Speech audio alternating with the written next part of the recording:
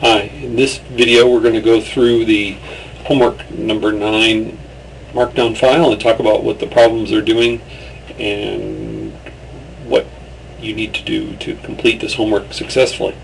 In problem 1, we are going to be reading in some data from my website about ozone data, and we're going to build a model here in markdown line 32 explaining the response ozone is a function of temperature, and then from that model we will ask for residual plots, and you'll see in the processed file over here that you get a residuals plot against temperature and a residuals plot against the y-hats, the estimated ozones, and you get some test statistic results for the curvature test, the Tukey test.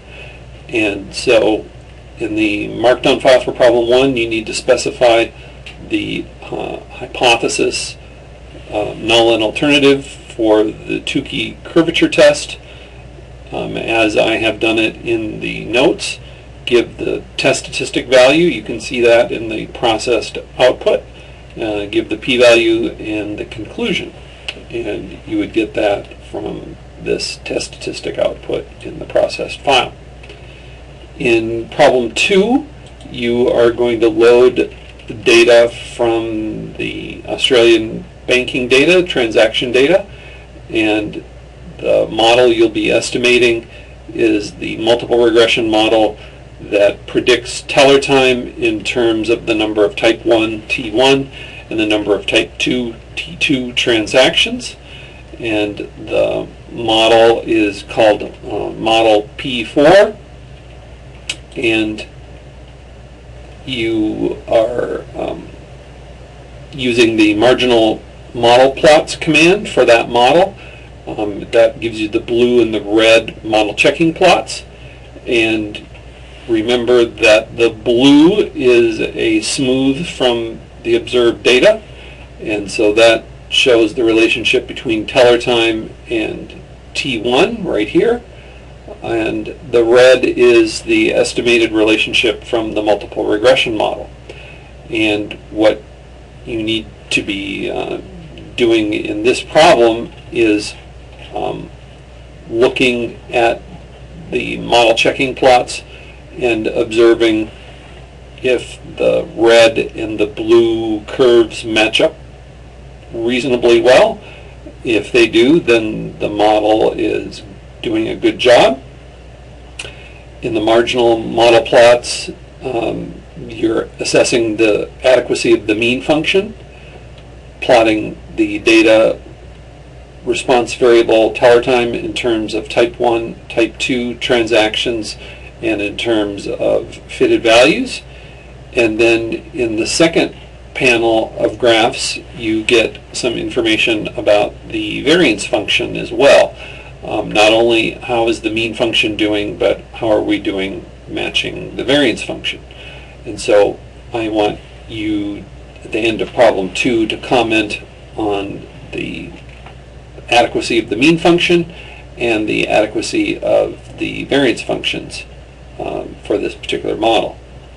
In problem 3, you are going to load in some data for the presidential election in the year 2000, election data from the state of Florida, and in the scatter plot you can see the number of votes for George Bush for each county in Florida, and on the vertical axis the number of votes for Pat Buchanan, another candidate for president in that election, also for each county in Florida.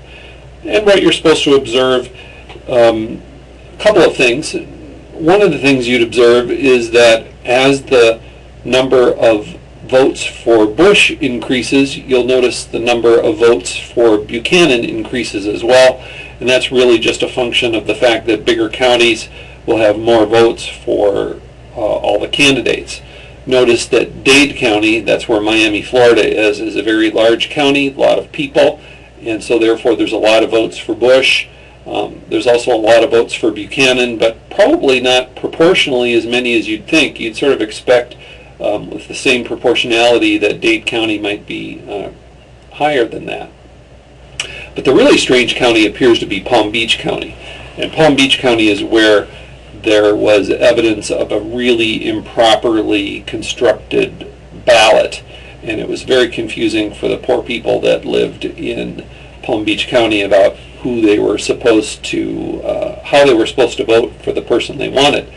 And so it looks like Palm Beach County is an outlier.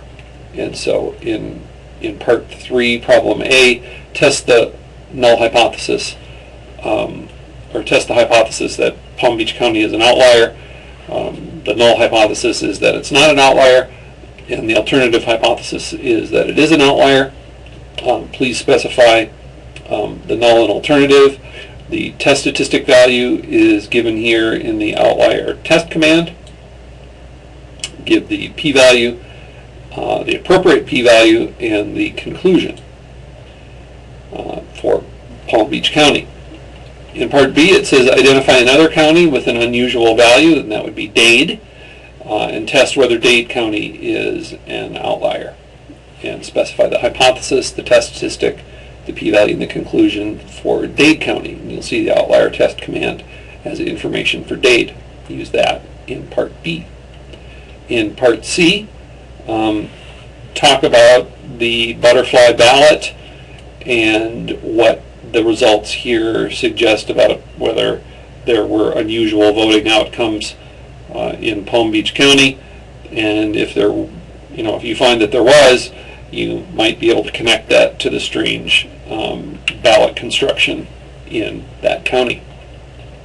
In part D, we're going to repeat the analysis for Palm Beach County being an outlier for a new model that has the Bush and Buchanan votes on the log scale. And so we want to examine whether we think Palm Beach is an outlier on the new transformed scales. And so you have the output, and you construct the hypotheses, the test statistic, the p-value, and the conclusion for Palm Beach on the transformed scale. In problem 4, we're going to need to use the ALR3 package, so you're going to need to make sure that's installed, and we're going to need the UN3 dataset. We're going to analyze the response variable modern C as a function of the log of per person gross domestic product, a variable called change, log of population, log of fertility, the fertility rate, and the percentage urban, P urban. And so from that model, I want you to look at, in part A, look at the added variable plots and think about which nations, which countries are likely to be influential in coefficient estimates based on these added variable plots. Remember that the tilt that's in an added variable plot will determine and matches up with the coefficient estimate for a particular predictor. And so what you're looking for are countries on the left or right edges of these plots that would be affecting the tilt of the line, of the red line, or the coefficient. And so I want you to mention which terms you think are affected and which countries are the ones doing the change. In part B, it asks you, is it likely that any of the localities are influential for the terms? Which localities and which terms? And I would like you to possibly use the Cook's distance and the DF betas from the output that's given here. Here's a graph that shows you some information about Cook's distances and residuals and leverages. Here are some other summary plots. Here are some DF betas. And so I would use some information from the DF betas scatter plots here to discuss which terms might be affected and which countries are doing the affecting. In part C, are there any outliers? Do an outlier test. And so the outlier test command for the model talks about Poland, and I want you to do the outlier test for Poland. And that should do it. Let me know if you have questions about this homework.